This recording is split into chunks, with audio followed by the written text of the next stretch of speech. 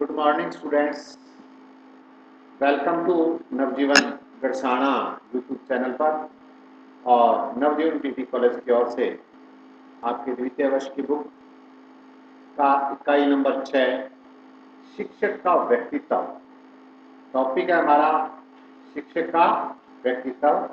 तो देखिए, आपने देखा होगा कि कुछ शिक्षक ज़्यादा लोकप्रिय होते हैं, कुछ शिक्षक थोड़े कम लोकप्रिय होते हैं। ऐसा क्यों होता है, आपने सोचा होगा।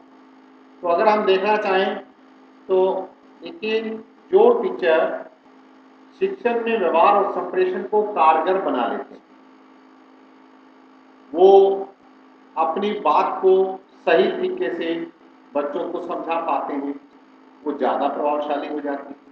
वो हार्ड सब्जेक्ट को भी, हार्ड विषयों को भी, हार्ड टॉपिक को भी बड़ा आसानी से क्लास के उस वातावरण के अंदर समझा पाते हैं।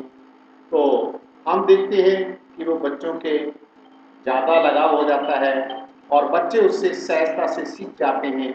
इस प्रकार से एक वो व्यक्तित्व। और कुछ टीचरों का आपने देखा होगा कि वो मेहनत तो बहुत करते हैं लेकिन उनका लगाव नहीं हो पाता।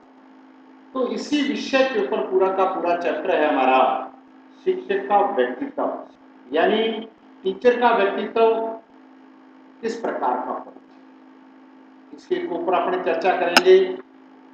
टीचर के व्यक्तित्व के ज्ञानात्मक पक्ष, भावनात्मक पक्ष, क्रियात्मक पक्ष, ये सभी चीजों के ऊपर अपने चर्चा करेंगे। इस चैप्टर के अंदर, इस इकाई के अंदर टीचर को खुले विचारों की बात पर सहमति देंगे।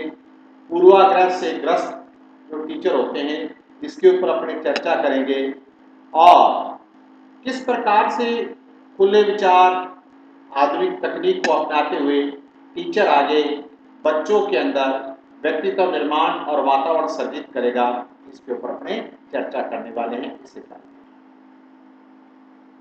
शिक्षक के व्यक्तित्व के आयाम की अगर अपने बात करें तो सबसे पहले आता है बहिर्मुखता।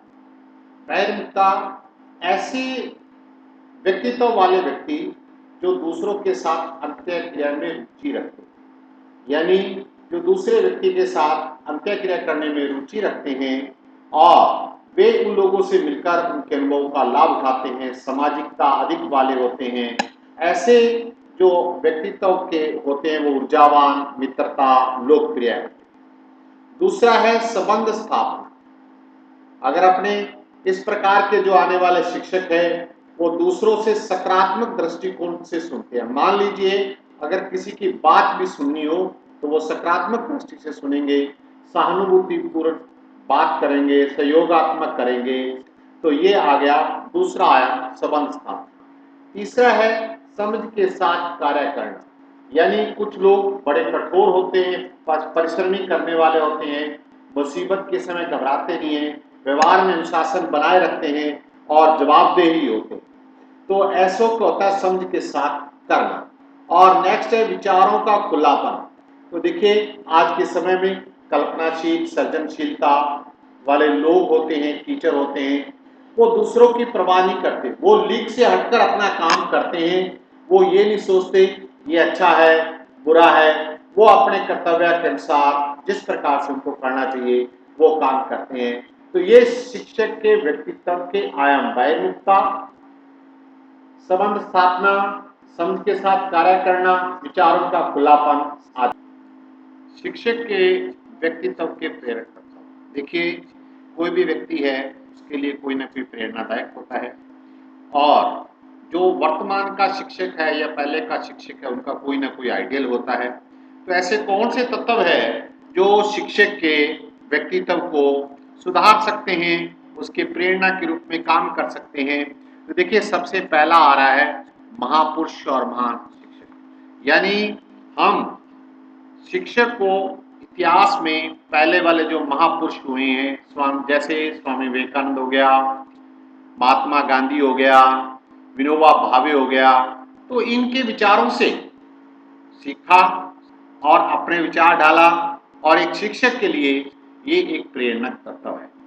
इनसे सीखा, इनके जीवन के बारे में पढ़ा और उनको जीवन में अपनाया, तो ये एक अनुकरणीय होता है। इसी प्रकार समय के आदर्श शिक्षक यानी कोई भी विद्यार्थी होता है उसके लिए समय के आदर्श जो है वो भी होते हैं। और आपने भी देखा होगा अपने पढ़ाई के जीवन में, तो उन शिक्षकों के जो आदर्श होते हैं हम उनको पढ़ते हैं, उनको देखते हैं, जैसा वो करते हैं वैसा करने का कोशिश करते हैं। इसका बहुत ही बड़ा एग्जाम्पल है चंद्रगुप्त। बालक चंद्रगुप्त चाणक्य को आदर्श मानकर सम्राट बन गया। उसी प्रकार हम भी हमारे जीवन में ऐसे बहुत सारे आपके गुरु होंगे जो आपको पढ़ाई के समय के और आपको याद आ रहे हैं। अगला पॉइंट है वरिष्ठ शिक्षक और अधिकारी, यानी शिक्षक के जो वरिष्ठ अध्यापक हैं, जो आप अपने से बड़े हैं, तथा प्रिंसिपल हो गया, अधिकारी हो गए, उनकी कार्यशैली और उनका व्यवहार भी शिक्षक के लिए प्रेरणा स्रोत होता है। उनको देखकर भी शिक्षक आगे बहुत कुछ सीख सकता है। इसके बाद है अध्ययन सामग्री। अध्ययन सामग्री भी शिक्षक के चरित्र के लिए प्रेरणा प्राप्त कर सकती है। जैसे पौराणिक आख्यानों के चारित्रिक प्रसंगों के शिक्षक की टोली जा सकती है। गुरु वशिष्ठ, गुरु विश्वामित्र, ये इसके एग्जाम्पल। अनुशासन और सद्व्यवहार वाले विद्यार्थी, अध्यापक विद्यार्थियों से भी सीखता है। अगर कोई अध्यापक विद्यार्थी है, उसका वो अच्छा है और उसके अच्छे गुण हैं, वो आगे मानवता है, तो अध्यापक केवल बालक को सिखाता ही नहीं, वो उसके लिए उससे सीखने का काम भी करता है। अच्छे भावकों के कथन, जो हमारे भावक आते हैं जिससे हमारा लिंक होता है एक शिक्षक का भावकों से, उससे भी जो विद्यार्थी या शिक्षक है वो प्रेरणा लेता है और उससे शिक्षा।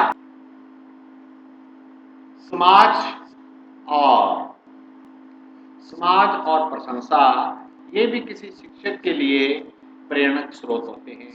जैसे सामाजिक कार्यों में शिक्षक को अगर अच्छा ठहराया जाता है, लोग उसकी प्रशंसा करते हैं, तो शिक्षक के व्यवहार में पॉजिटिव परिवर्तन आता है और इससे भी शिक्षक जो है प्रेरणा के रूप में काम करता है।